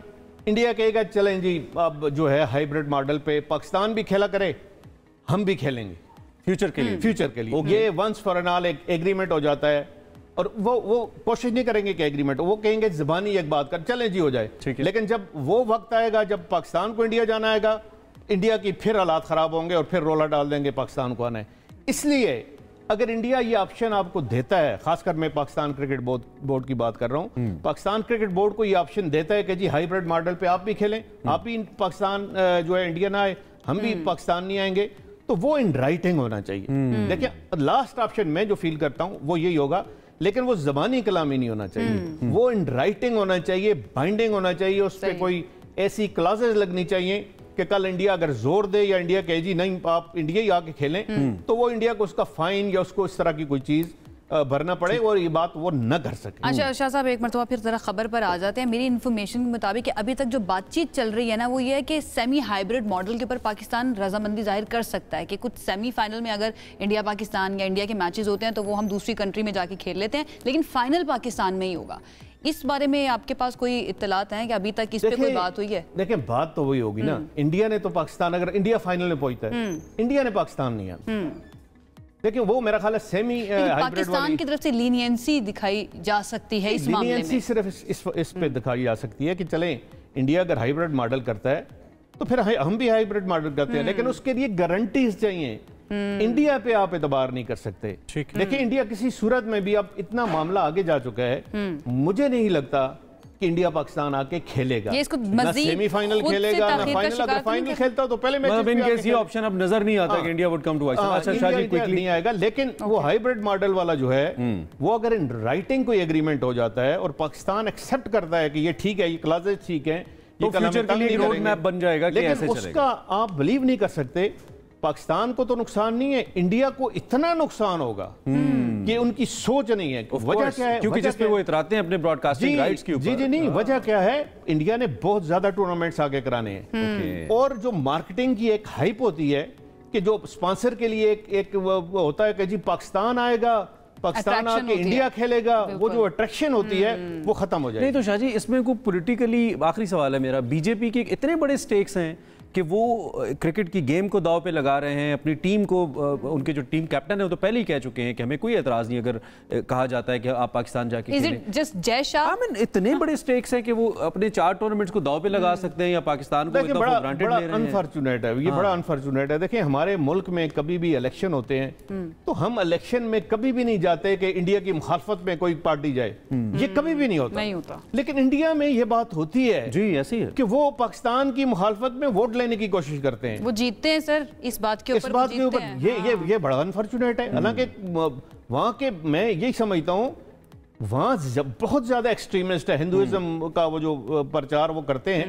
उससे उसकी वजह से कुछ लोगों के कुछ परसेंटेज कहूंगा, उनके उन्होंने दिमाग खराब कर दिए हैं, और वो उनके लिए प्रॉब्लम बनाते हैं कि नहीं जी नहीं पाकिस्तान नहीं जाना, और उनको खुश करने के लिए खेलों के फैसले कभी पिच उखाड़ देते हैं, कभी हमारे एक्टर्स को वापस भेज देते हैं, कभी हमारे प्लेयर्स को, कभी हमारे साथ कबड्डी मैच। सारी उम्र आती रही है आपकी क्रिकेट टीम फॉर ब्लाइंड, अब वो इसलिए नहीं भिजवा रहे पिछले 5 साल में उन्होंने 3-4 टूर किए हैं। अब इसलिए नहीं भिजवा रहे कि वो हमारे लिए अजीमत हो जाएगी, हमारे लिए एक दलील एम्बैरेसमेंट हो जाएगी, वो आ सकती है तो ये क्यों ना है। इसमें हमारे पास खबर भी आपकी इजाजत से वो भी हम दे देते हैं। आपका बहुत शुक्रिया, आपने तज्जिया हमारे सामने खबरें भी रखी। जो ब्लाइंड T20 वर्ल्ड कप है, इसमें शिरकत के लिए बांग्लादेश की टीम पाकिस्तान बहरहाल पहुंच गई है। ये खबर ताज़ा पहुंचानी है, इंडिया ने नहीं भेजी है, शाह साहब सेट। और वही के खैर हम अगर बांग्लादेश की टीम का थोड़ा हमारी मेहमान टीम है जिक्र कर लेते हैं। एयरपोर्ट पर उनका इस्तकबाल किया गया है। श्रीलंका, साउथ अफ्रीका, अफगानिस्तान की टीमें गुज़श्ता रोज़ पहुंची थी। ये वर्ल्ड कप 23 नवंबर से लाहौर और मुल्तान में खेला जाएगा और इस पे भी हम उम्मीद करते हैं कि पाकिस्तान की टीम अच्छा परफॉर्म करे और हम एक अच्छे होस्ट के तौर पे इसको कंडक्ट कर पाएं। अच्छा, कबड्डी की टीम जो है इंडिया से वो भी आती रही है, कबड्डी मैचेस होते रहे, इस मर्तबा वो भी उन्होंने नहीं भेजी। अभी टेनिस की टीम आई थी, मिक्स्ड मार्शल आर्ट्स की टीम आई थी इंडिया के। अभी उनके फॉरेन मिनिस्टर आके गए हैं। दे हैव नो दलील, दे हैव नो लॉजिक कि जिसकी बेस पे वो कन्विंस करें दुनिया को। अब ये जरूर डिपेंड करता है कि पाकिस्तान पीसीबी अपना मुकदमा कितना एक स्ट्रॉन्ग वे के अंदर आगे लेकर चलता है। बहरहाल सारा मवाद हमारे पास मौजूद है और इंडिया के पास शाहजी ने बड़ा इंपॉर्टेंट पॉइंट उठाया कि आप एक टूर्नामेंट में हमें गजन पहुंचा भी लेंगे ना, 4 टूर्नामेंट 2030 तक बैक टू बैक का जवाब पत्थर से तगड़े आएंगे, बहुत नुकसान हो जाएगा, बहुत नुकसान हो जाएगा। बिजनेस मुतासिर होगा। बहरहाल जी, ये क्रिकेट से मुतालिक तो हमने आप तक खबर पहुंचा दी। अब हमें एक ब्रेक लेनी है, ब्रेक से वापस आएंगे तो दीगर सेगमेंट से हमारे पास इंपॉर्टेंट शख्सियात है जिनसे आपकी मुलाकात करवानी है, इंस्पायरिंग शख्सियात हैं। Stay with us.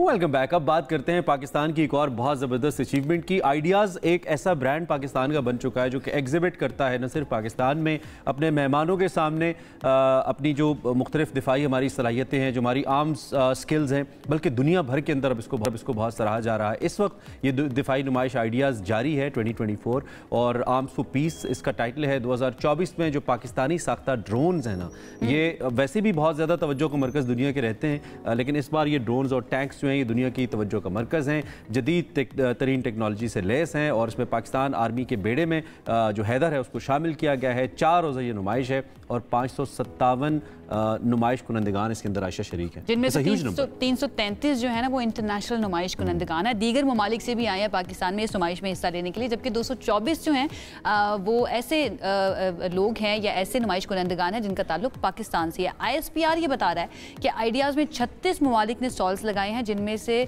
17 ममालिक पहली मरतबा शिरकत कर रहे हैं। इसके अलावा तकरीब में 53 ममालिक के 300 से ज़ायद गैर मुल्की मंदूबीन भी शिरकत कर रहे हैं। ये बड़ी अचीवमेंट मैं इसको समझती हूँ पाकिस्तान की, और ये ब्रांड बन चुका है आइडियाज़, जैसा कि इमरान ने कहा था। इस पर बात कर लेते हैं इसकी कामयाबी के बारे में। आइडियाज़ की 2024 की अगर हम खास तौर पे बात करें, हमारे साथ मौजूद है फरहान ईसा साहब, पाक नेवी के एजाजी कमांडर हैं। उनसे बात करते हैं। फरहान साहब, बहुत शुक्रिया हमें ज्वाइन करने के लिए। सबसे पहले तो आपको खुशामदीद कहूँगी। कितनी कामयाब रही, आज लास्ट डे भी है गालिबन इस नुमाइश का, अभी तक आप क्या समझते हैं कितनी कामयाब रही है हमारी ये आइडियाज़ नुमाइश? अनी, thank you very much for having me. I think ये तो ऐसे टाइम पे आइडियाज़ एक आपने जैसे मेंशन किया कि एक ब्रांड बन चुका है और आइडियाज़ जो है वो एक ग्लोबल पाकिस्तान को एक डिफेंस प्रोड्यूसर के तौर पे पेश भी कर रहा है। बट ये जो कॉन्फ्रेंस हुई है एट दिस पॉइंट, कॉन्फ्रेंस और एग्जीबिशन, ये तो इस वक्त इसने तो मतलब मैं आपको क्या बताऊं कि कितने इसने रिकॉर्ड्स तोड़े। पहले तो ये कि एक्सपो सेंटर कराची जो है वो completely full at the seems है। इतने पार्टिसिपेंट्स हैं और इतने ज़्यादा स्टॉल्स हैं, जैसे आपने खुद बताया कि अबव 300 जो है वो इंटरनेशनल एग्जिबिटर्स हैं from so many different countries. So many different countries ना सिर्फ के स्टॉल्स लगा रही हैं, लेकिन बहुत सारे कंट्री के लोग इस एग्जीबिशन में अटेंड करके अपनी डील्स भी कर रहे हैं, जो और भी बहुत सारे ममालिक हैं। मैं समझता हूँ 60 से ज़्यादा ममालिक हैं जो यहाँ पे पार्टिसिपेट इनडायरेक्टली एग्जिबिटर्स के अलावा जो अटेंड भी कर रहे हैं और अपनी बिजनेस डील्स कर रहे हैं। बेतहाशा कॉन्ट्रैक्ट्स हो रहे हैं और पाकिस्तान एक तरह से एक प्लेटफॉर्म बन गया है, क्योंकि अपने तो उनके जैसा हमने बताया कि 200 से ज्यादा अपने लोकल एग्जिबिटर्स हैं, लेकिन बहुत सारे इंटरनेशनल पार्टिसिपेंट्स आपस में भी अंडरस्टैंडिंग और अपनी डील्स कर रहे हैं अलॉन्ग विद पाकिस्तान की कंपनीज के। तो एक तरह से एक प्लेटफॉर्म बन गया है Pakistan for for business development and और आपस में कम्युनिकेशन का। कमांडर फरहान, दुनिया वी नो कि दुनिया इस वक्त इनोवेशन की तरफ जा रही है। पाकिस्तान की जो आर्मी है वो दुनिया की बेहतरीन ग्राउंड फोर्सेस में तो है ही, स्किल्स के पॉइंट ऑफ व्यू से। We got the air force जो कि शायद दुनिया की चंद उन एयर फोर्सेस में से है जो अपना जो एयर डिफेंस इक्विपमेंट है इंक्लूडिंग एयरप्लेन्स, एयरक्राफ्ट वो तैयार भी करती है और अब एक्सपोर्ट भी करती है। ये भी एजाज़ हमारे पास है। सो इस पाकिस्तान नेवी रिसेंटली हमने एक खबर पड़ी कि कुछ फ्लीट में नए जहाज शामिल हो रहे हैं। हमारी जो मेरी time security is very important. ऐसा क्या है जो दुनिया से मुनफरिद कर रहा है आइडियाज़ 2024 को, और दुनिया के लिए हैरान कुन भी है पाकिस्तान की जो इंजीनियर्स की जो कोशिशें हैं, साइंटिस्ट की जो एफर्ट्स हैं उसको लेकर? बहुत सारी चीजें हैं जी। शापर 3 लॉन्च हुआ है जो कि एक ड्रोन है जो 35,000 फीट से ऊपर फ्लाई करता है। तकरीबन 1700 किलोग्राम का ये आर्म्स और वेपन्स ट्रैवल कर सकता है और 30 आवर्स से ज्यादा इसकी फ्लाइंग कैपेबिलिटी है, रिमोट कंट्रोल्ड जो कहीं से भी हो सकती है, जिसने एविएशन में और जो हवा की जो जहाज हैं उनके एरोप्लेन्स की और पूरी डायमेंशंस को चेंज कर दिया। हमारा शिप यार्ड जिसको चेयरमैन एडमिरल सलमान साहब जो हैं, वो सारी शिप्स एंड सबमरीन्स अब पाकिस्तान में बन रही है और बाहर के भी ऑर्डर्स आ रहे हैं कि पाकिस्तान में जो है वो प्रोडक्शन कराएं। हमारे नेवी के एडमिरल नवेद साहब ने जो है कल Pakistan maritime science and technology park का इनॉग्रेशन भी किया, जिसमें जो है वो अब ब्लू इकोनॉमी के ऊपर काम हो रहा है। अल जरार अल हैदर टैंक्स की जैसे आपने बात करी, वो इतने रोबस्ट स्ट्रॉन्ग, अच्छा उसके अंदर सेफ्टी फीचर जो अंदर लोग बैठे हैं वो भी बहुत ज्यादा है, कन्वीनियंस और उसकी जो प्रिसीजन है। इसके साथ साथ जो है ऑटोमेटिक राइफल्स और जो कि रिमोट कंट्रोल्स तरीके से चलाई जाती हैं, वो भी बहुत ज़्यादा लोगों को पसंद आई। हमारी जो वहाँ पे साइमल्टेनियसली इसके अलावा एक और चीज़ जो मैं आपको बात बताता चलूँ, पाकिस्तान आर्मी, नेवी और उसके जितने चीफ्स हैं एयरफोर्स के, वो सब खुद आए और सारे पार्टिसिपेंट्स से नाम मिले, बल्कि उनको ऐसे वेलकम हर मर्तबा देखते हैं जब भी हमें ये आइडियाज़ नुमाइश होती है तो हमें नज़र आता है कि जितने भी चीफ्स हैं वो यहाँ पर आते हैं, विजिट करते हैं, जिससे इसकी इंपॉर्टेंस जो है और भी बढ़ जाती है। फरहान साहब ये बताइएगा कि ये जब से आइडियाज़ नुमाइश शुरू हुई है पाकिस्तान में होना, इसने डिफेंस के फिनोमेना को किस तरह से चेंज किया है पाकिस्तान के लिए भी, एंड डेफिनेटली कामयाबी को देखते हुए भी दीगर ममालिक पाकिस्तान आए और आपने कहा जैसे एक मार्केट के तौर पर पेश किया है पाकिस्तान ने अपने आप को प्लेटफॉर्म के तौर पर, जहां पर दूसरे ममालिक भी आपस में आकर डील्स कर रहे हैं? जी, मैं तो समझता हूँ कि एक तो सबसे पहले पाकिस्तान को एक ऐसा इंप्रेशन अब गया है जो पाकिस्तान का है कि we are a hospitable country, peaceful country, और हम पीस को प्रमोट करते हैं। और दूसरी चीज़ है कि सेफ कंट्री है। ये बहुत स्ट्रॉन्ग मैसेज गया है इंटरनेशनल कम्युनिटी को कि जितने पार्टिसिपेंट्स आए थे, जैसे आपसे बात हुई कि 334 से ज़्यादा इंटरनेशनल स्टॉल्स थे, उनके अंदर 10 से 15 जो है ई स्टॉल में या उससे भी ज्यादा जो है उनके डेलीगेट्स से जो बाहर से आए थे, थाउजेंड्स की बात हो रही है। उनको यहाँ की हॉस्पिटैलिटी, यहाँ की होटल इंडस्ट्री, रेस्टोरेंट्स, शॉपिंग और बहुत तरह से मैं समझता हूँ टूरिज्म भी इधर बहुत ज्यादा प्रमोट हुआ है। और पाकिस्तान, अच्छा फिर इसके बाद जो डीएचए गोल्फ क्लब में जो इनका कल्चरल शो जो माशाल्लाह अरेंज हुआ, बदर एक्सपो जो पूरा इसको कोऑर्डिनेट कर रहा है, that was a phenomenal success. तो कमांडर फरहान, कौन से ऐसे ममालिक है क्विकली अगर आप उनको हाईलाइट कर सकें? वैसे तो बहुत से ममालिक के साथ हमारे डिफेंस रिलेशंस हैं, स्ट्रेटेजिक रिलेशंस हैं, लेकिन ऐसे कौन से ममालिक है इस वक्त जिन्होंने ज़्यादा दिलचस्पी जाहिर की और आने वाले वक्त में हम कुछ डील्स को ज़्यादा मैच्योर होता देख पाएंगे डिफेंस पॉइंट ऑफ व्यू से? कुछ अगर आप बता पाएं। जी, मैं समझता हूँ यूएसए है, यूके है, चाइना, टर्की, ईरान और इसके अलावा गैम्बिया, ज़ैम्बिया, ये जो अफ्रीका के इतने सारे ममालिक हैं, श्रीलंका, ये सब के चीफ्स आए हुए हैं इस वक्त और वो सब यहाँ पे अटेंड कर रहे हैं। और जैसे मैं आपको बता रहा था कि कल्चरल शो जो हुआ उसके अंदर फैशन और पाकिस्तान के एक सूबे का गिलगित बल्तिस्तान और आज़ाद कश्मीर के भी कल्चर्स और उनके टूरिज्म पोटेंशियल और बिजनेस अपॉर्चुनिटीज को बताएगा। और एक ये बात है कि ये कॉन्फ्रेंस एक बहुत ही पाकिस्तान का इंटरनेशनल जो मैसेज गया है of inclusivity, equity and diversity का अमेजिंग मैसेज गया है। Commander Farhan, thank you very much, आपने बहुत कॉम्प्रिहेंसिवली हमें बताया। और ये जो है as I said, I feel so proud being Pakistani when I see it कि हम सिर्फ जो हमारी ज़मीनी क़ुव्वत है या फोर्स है या मैन फोर्स है उस पर तवज्जो नहीं दे रहे, टेक्नोलॉजिकली भी हमारी फोर्स की पूरी तवज्जो मौजूद है। And feel so proud all the forces जो कि इस हवाले से इस अमल में हिस्सा ले रही हैं, क्योंकि दुनिया के साथ कदम मिला के चलने के लिए this is very important. And idea is a flagship exhibition जो ये मैसेज दुनिया को दे रही है कि पाकिस्तान दो के आर्म्स फॉर पीस हैं, लेकिन किसी भी लिहाज से, किसी कैपेबिलिटी में किसी से कम नहीं। डिटरेंट के लिए बहुत अच्छे ना, ये ज़रूरी भी है कि हम जो है ना किसी से पीछे नहीं है इन चीज़ों के अंदर। अब तो एक मार्केट की तरह अपने आप को पेश कर रहे हैं। बहरहाल जी, बहुत अच्छा ये सेगमेंट रहा और फरहान इससे साहब से गुफ्तगू जो है आई एम श्योर आपको पसंद आई होगी। एक ब्रेक लेते हैं, हम ब्रेक से वापस आ रहे हैं, अभी स्टे विद अस।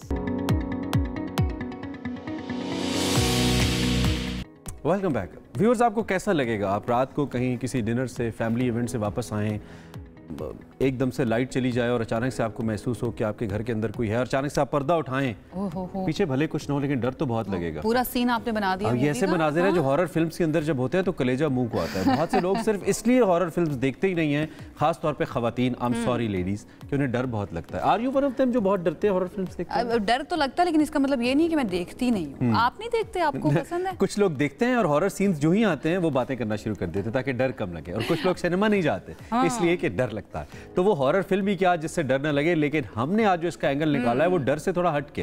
हॉरर का मतलब ही खौफ है, डरना है, लेकिन आप अगर हॉरर फिल्म्स देखते हैं तो इसके आपके हेल्थ के ऊपर भी इम्पैक्ट आता है इसका। एक साइंटिफिक रिसर्च हुई है, उस रिसर्च के अंदर ये आया कि जनाब जब आप हॉरर मूवीज देखते हैं तो आपके अंदर हार्मोनल चेंजेस होते हैं, वो पॉजिटिव भी होते हैं आपकी बॉडी के लिए। इसके साथ साथ एक और चीज जो बड़ी इंटरेस्टिंग थी वो ये थी कि वेट लॉस जो है ना वो भी आपका हो जाता है, कैलोरीज बर्न होती हैं जब आप देखते हैं। आपको सोफा हिलता हुआ फील तो नहीं हो रहा अभी? नहीं, आप ये जो कोशिश कर रहे हैं ना, ब्रेक के टाइम से कोशिश हो रही है कि किसी तरीके से जो है ना वो अजीबोगरीब आवाजें आ रही थी नाजरीन, हम आपको आज विश सुना सकते, सीसीटीवी में होंगी, कोशिश करेंगे आपको दिखा दे, लेकिन फिल वक्त जिस रिसर्च की हम बात कर रहे हैं, it impacts your health. Horror film देखना कैसे, रिसर्च हमने उसको एक पैकेज में समोया है, जरा देखिए।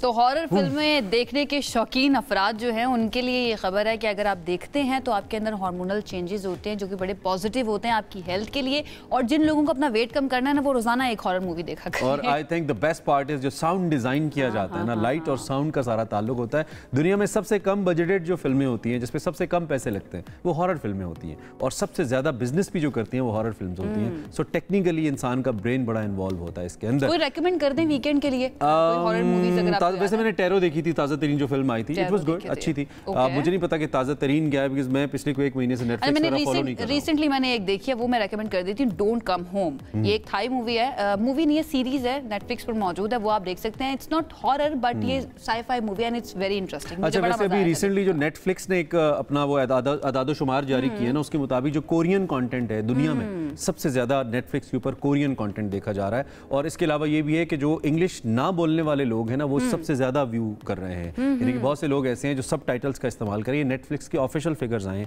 एक बहुत बड़ी तादाद है। एंटरटेनमेंट बड़ी जरूरी है कंटेंट जो है ना, कोरियन कंटेंट से याद आया कि वो अभी हमारा कौन सा था, स्क्विड गेम्स का भी आने वाला है सेकंड पार्ट इन दिसंबर। अच्छा, बस एंटरटेनमेंट जो है ना वो बहुत ज़्यादा ज़रूरी है। तो एंटरटेनमेंट की बात करते हुए एक खबर दे देते हैं, वो ये है कश्मीर हम अवार्ड्स जो है जो तकरीब मुनक्किद हो चुकी है, अब ये ऑन एयर होने वाले हैं 30 तारीख को बाकायदा तौर पर जो है 7 बजे के करीब, 7:30 बजे के करीब जी इसका होगा रेड कार्पेट, और 8 बजे यहाँ पर जो है प्रॉपर उसकी तकरीब जो है वो नशर की जाएगी। बड़ी बड़ी परफॉर्मेंसेज हैं जी। द बेस्ट पार्ट वाज कि जी लंदन के अंदर इसका इनेकाद किया गया, पाकिस्तान के बड़े बड़े सितारे लंदन पहुंचे, उन्होंने पाकिस्तान के एम्बेसडर्स के तौर पे वहां पे रिप्रेजेंट किया। बहुत बड़ी तादाद पाकिस्तानियों की, ओवरसीज पाकिस्तानियों की, और दुनिया भर से जो एंटरटेनमेंट पाकिस्तानी ड्रामा फैंस हैं, हम टीवी फैंस हैं, वो इसको विटनेस करने के लिए आए। अब किसने जीता कौन सा अवार्ड, किसने की कौन सी परफॉर्मेंस, ये तो हम आपको बताएंगे तभी जब आप देखेंगे। लेकिन उससे पहले हमने एक जबरदस्त किस्म का अराउंड द टाउन भी किया, उसमें हमने इसकी मेकिंग दिखाई आपको। अहमद अली भट्ट साहब आपको 29 नवंबर की रात कोई 7 साढ़े 7 बजे ये दिखाते नजर आएंगे कि ये अवार्ड्स इनको कैसे परफॉर्म किया गया, कैसे बनाया गया, इसके पीछे कितना हार्ड वर्क इन्वॉल्व था, ये सब कुछ आपको दिखाएंगे। We have a promo as well to share. Promo दिखाते हैं आपको। अस्सलाम वालेकुम London. Welcome to Danube Properties Dubai presents Kashmir Night Hum Awards. Pakistan's most dazzling superstars. Thank you very much for coming out tonight. Has never happened in the history of Pakistani entertainment. Hello, London. Hello. He's good, darling. He's good. Beautiful. Wow, I'm super speechless right now. Yeah, they're like... We'll hold that for later.